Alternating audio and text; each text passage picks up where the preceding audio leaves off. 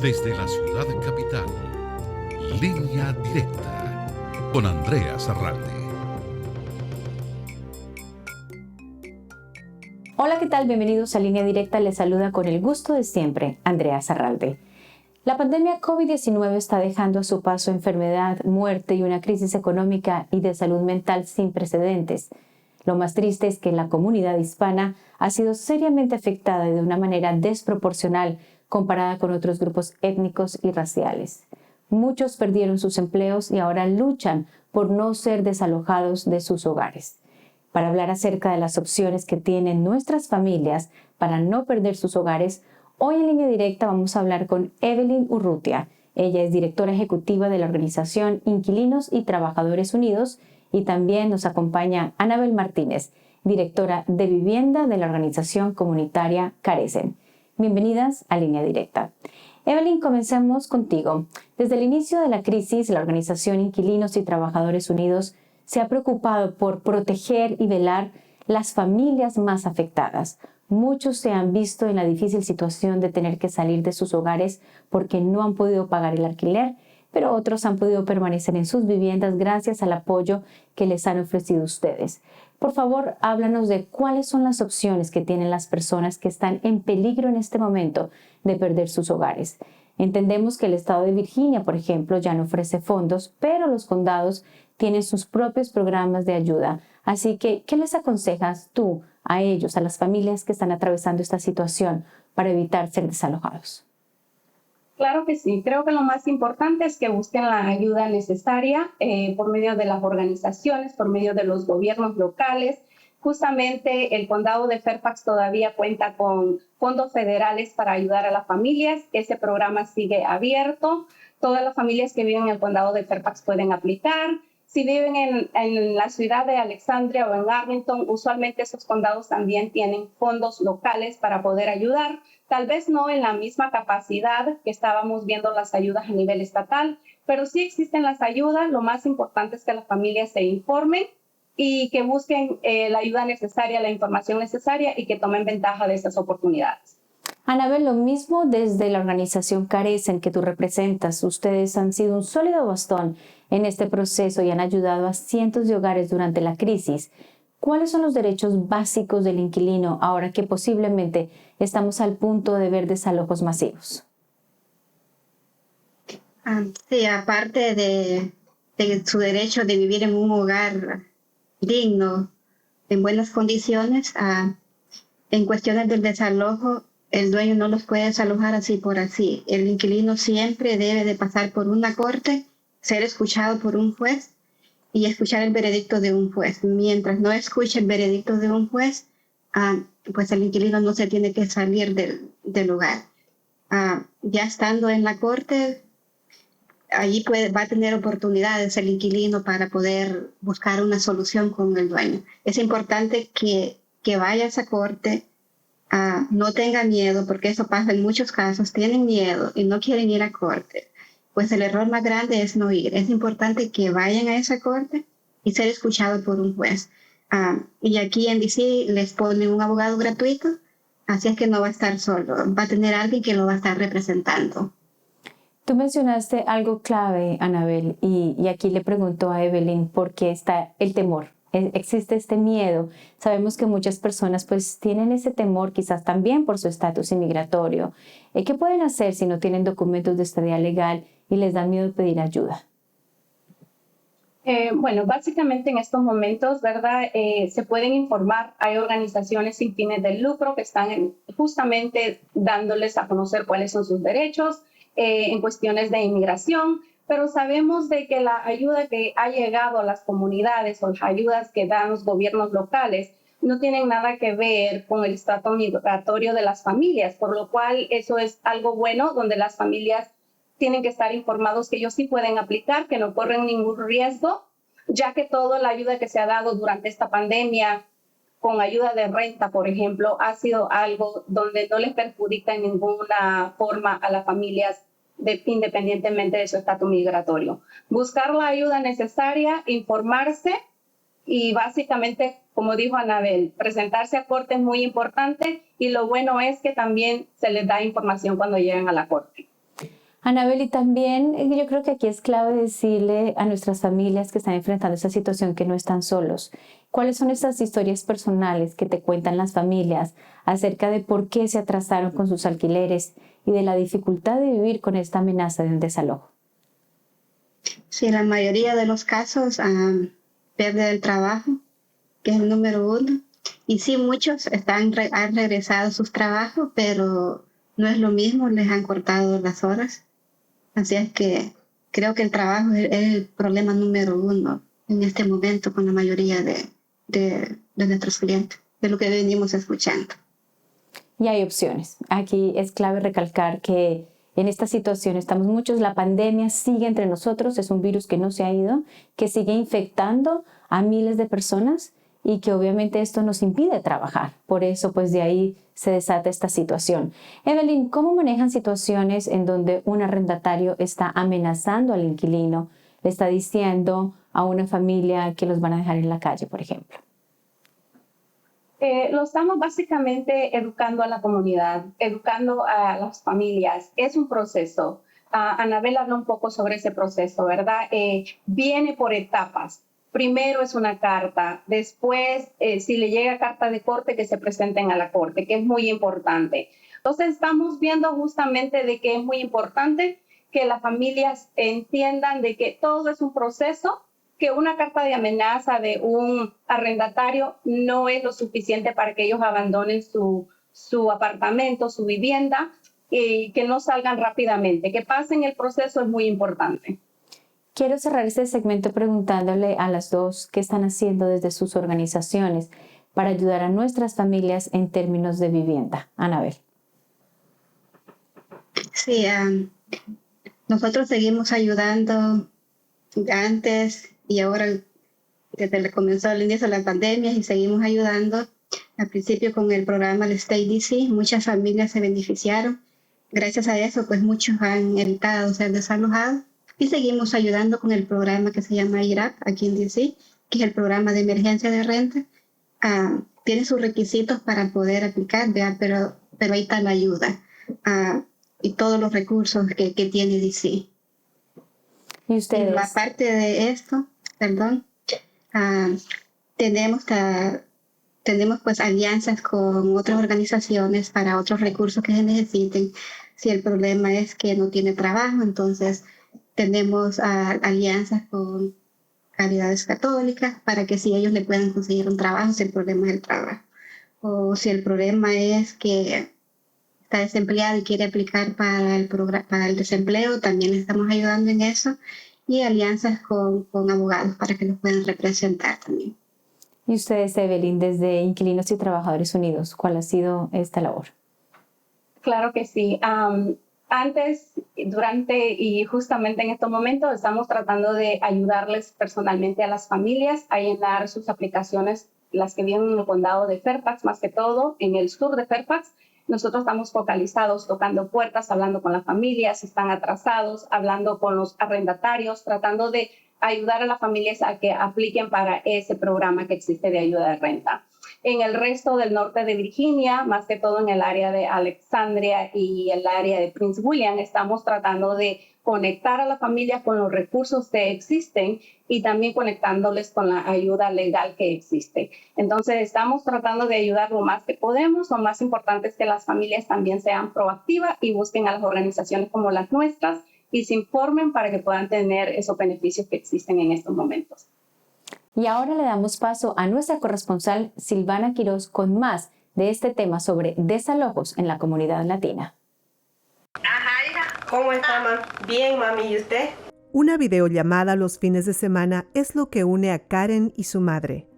Desde hace 3 años es la única forma de estar cerca y así también hablar con su hija. ¿Y cómo le fue en la escuela? ¿Fue a la escuela?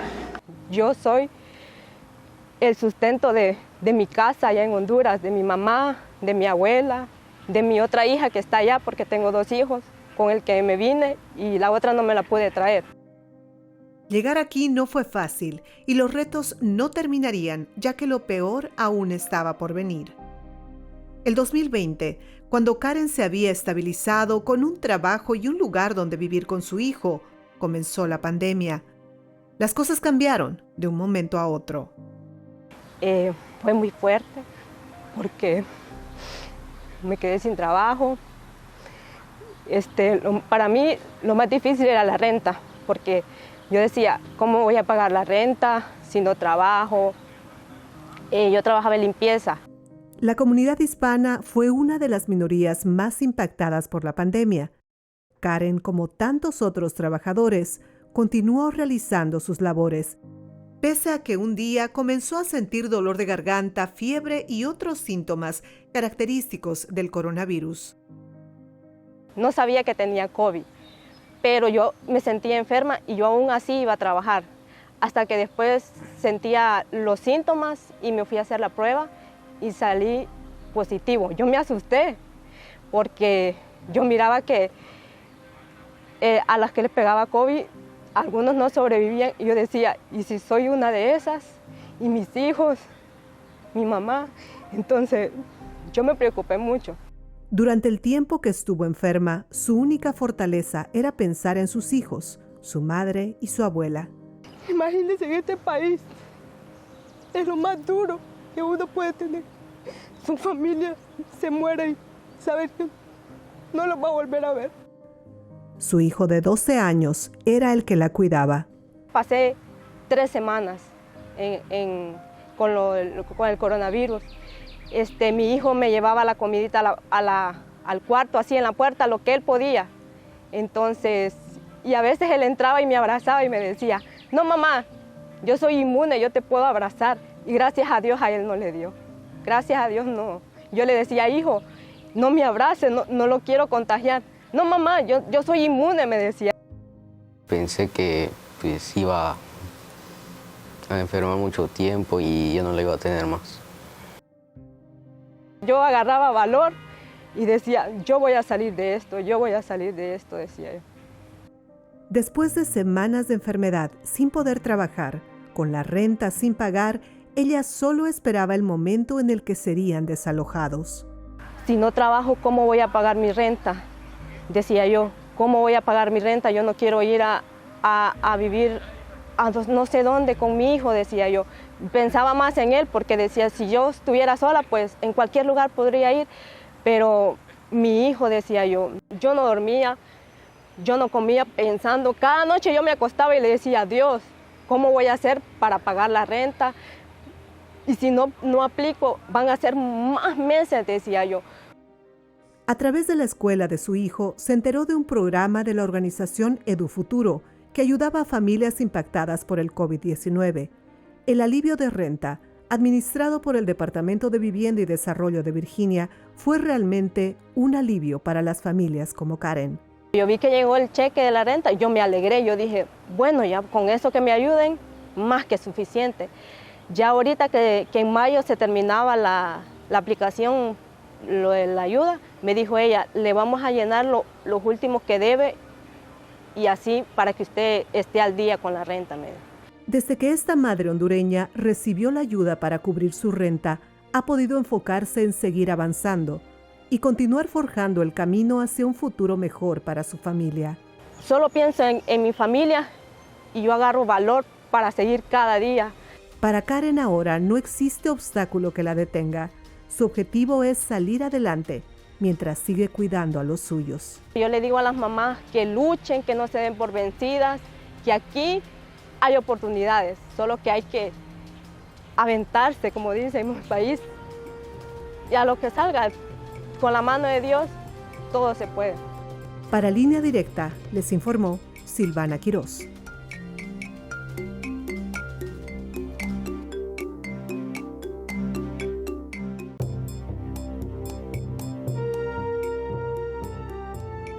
Ninguna familia debería vivir con el miedo de ser desalojada, pero la realidad es que a raíz de la crisis de salud, ahora miles de personas en la región están en peligro de perder sus hogares. Lo más importante es que nuestras familias conozcan que sí hay opciones para evitar un desalojo. Seguimos nuestra conversación con Evelyn Urrutia, directora ejecutiva de la organización Inquilinos y Trabajadores Unidos, y Anabel Martínez, directora de Vivienda de la organización comunitaria Carecen. Evelyn, en términos de proteger a nuestras familias para evitar ser desalojadas, Cuéntanos cuáles son las circunstancias de las personas que los han llamado a la organización. ¿Qué les dice la gente? La mayoría de nuestras familias que han estado llamando es porque han sido muy impactados con el COVID-19. Perdieron su trabajo, les reducieron las horas o no han podido regresar tiempo completo a su trabajo o se consiguieron otro trabajo, pero tampoco les están pagando lo mismo que les estaban pagando antes. O tal vez mamá dejó de trabajar para poderse dedicar a estar más pendiente de los niños, ya que cuando están enfermos no pueden ir a la escuela. Entonces estamos viendo constantemente que la familia sigue sufriendo el impacto, sigue luchando día a día para poder básicamente traer la comida a la mesa. Anabel, ¿nos podrías dar tú un ejemplo del tipo de ayuda que la han logrado brindar a estas familias? ¿Qué les dicen a aquellos que se han beneficiado, por ejemplo? Sí, gracias a la ayuda federal para el State DC logramos ayudar a más de 200 personas con este programa. No recuerdo la cantidad, pero más del $500,000 de fondos que recibieron la mayoría de estas personas. Algunos pues por un año recibieron ayuda, entonces por lo menos no tienen esa deuda, ¿verdad? Y seguimos ayudando con el programa de IRAD, también con muchos nuevos que también están regresando, que están atrasados, y algunos de los que recibieron la ayuda State DC también se comienzan a regresar a buscar la ayuda. Así es que estamos haciendo lo que podemos, ¿verdad? En ayudarlo, dependiendo de los programas que hay en DC, que el único que tenemos pues es el programa de IRAD. Evelyn, ¿qué debe saber cualquier persona que desea solicitar ayuda? ¿Cómo debe estar preparada, especialmente en términos de preparar estos documentos importantes? Sabemos que cuando hay una crisis a veces nos toma desprevenidos y lo último que tenemos son los documentos organizados. ¿Cuál es tu consejo? Lo más importante es tener el contrato vigente, tenerlo a mano, tenerlo preparado. Eso es clave para empezar a hacer cualquier proceso de ayuda. Lo segundo es tener las folías de sus últimos 4 pagos, si es posible. Si esa familia no está trabajando y tiene 0 ingreso, se puede hacer una carta haciendo constar eso. Pero eso es lo más importante que debería de tener una familia. El contrato que tiene que estar actualizado, las folías de cheques de sus últimos 4 pagos para todo aquel que vive en su propiedad que está mayor de 18 años, ¿verdad? Porque la mayoría de los programas es lo que están exigiendo en estos momentos.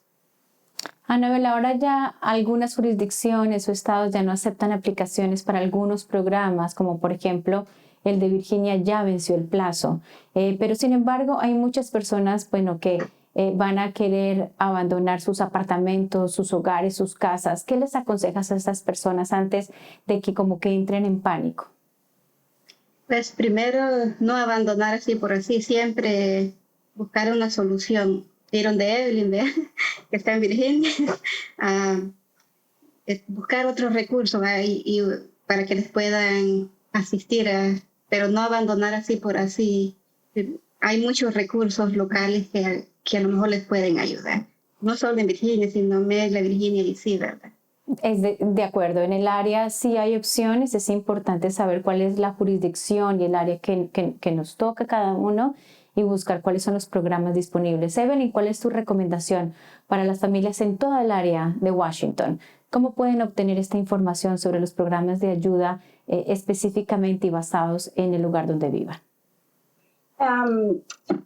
Y yendo a las organizaciones que tienen los gobiernos. Cada gobierno tiene sus propias servicios, le llaman servicios humanos. Son oficinas gubernamentales locales que proveen toda clase de servicio, que hay veces ayudan con lo que es estampilla, renta de emergencia. Ahí es la clave para empezar a buscar.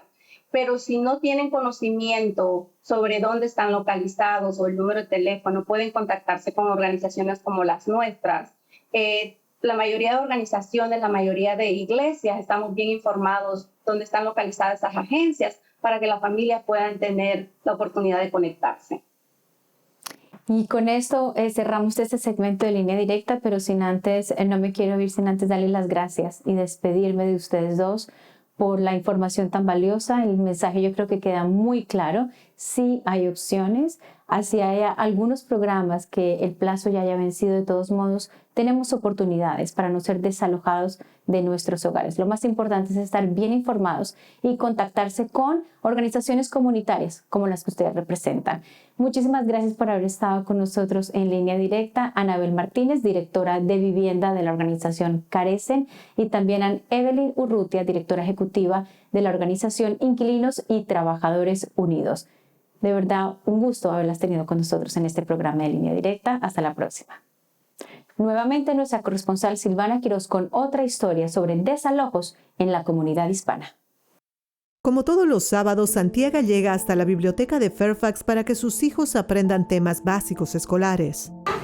Sus orejas, manos y pies.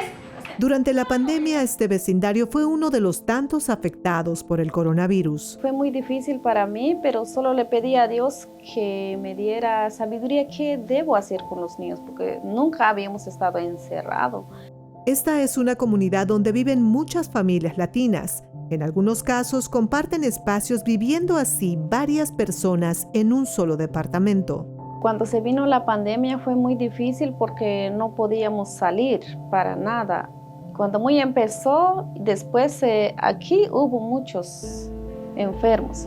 Hasta en el building donde vivía yo ya no se podía salir porque se escuchaban muchos contagiados. Pero la enfermedad no era la única preocupación.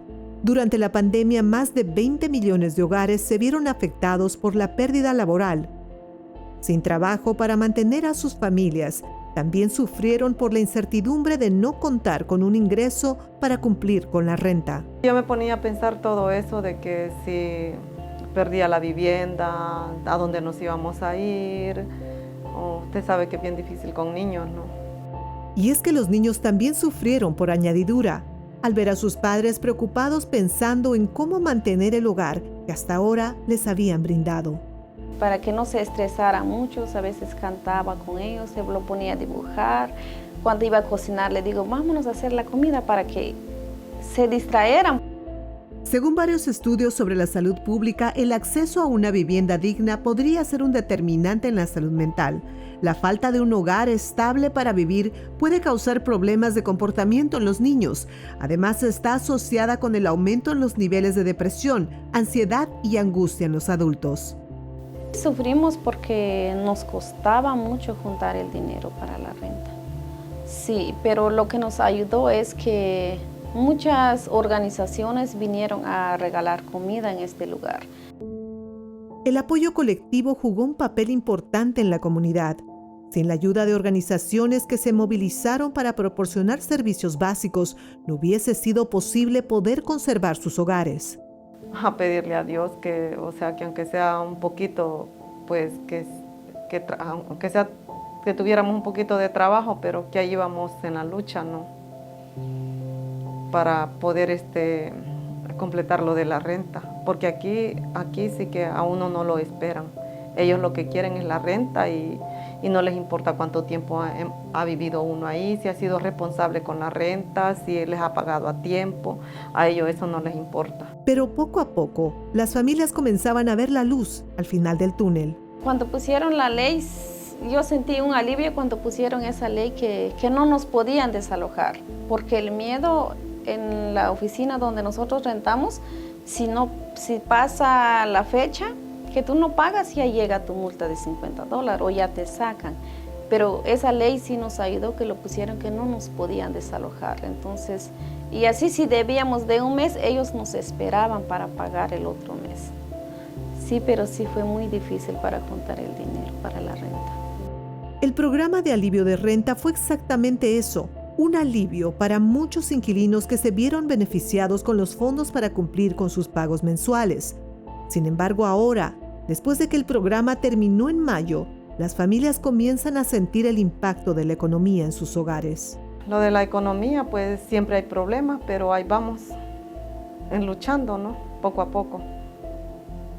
Con sacrificio estamos tratando de ir solucionando lo de la renta.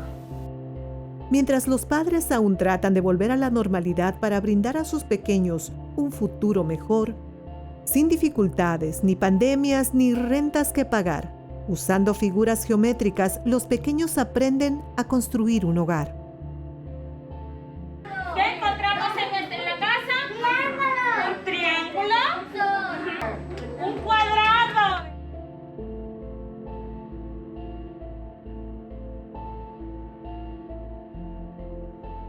Por ahora, Santiago tiene un lugar a donde volver con sus hijos y sin perder la esperanza de que pronto las cosas mejorarán, regresa cada día a su casa, donde vive desde hace 15 años. Confiaba en Dios, le digo yo que tengo un Dios que Él va a proveer las cosas y así solo mi confianza estuvo en Dios, que sí, un día nos vamos a salir en eso.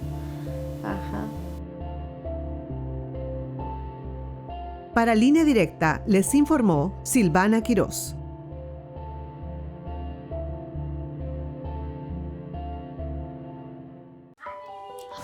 Mi mamá es mi héroe. Ella trabaja muy duro para cuidarnos y protegernos. Por eso, mi mamá se aseguró que nos pusieran la vacuna contra el COVID. Hasta mi papá, que escuchaba información equivocada en sus redes sociales, se vacunó. La mayoría de las personas hospitalizadas por COVID no están vacunadas o no se han puesto su booster. Pero gracias a mi mamá, nuestra familia está segura y protegida. Vacúnate por ti y por ellos.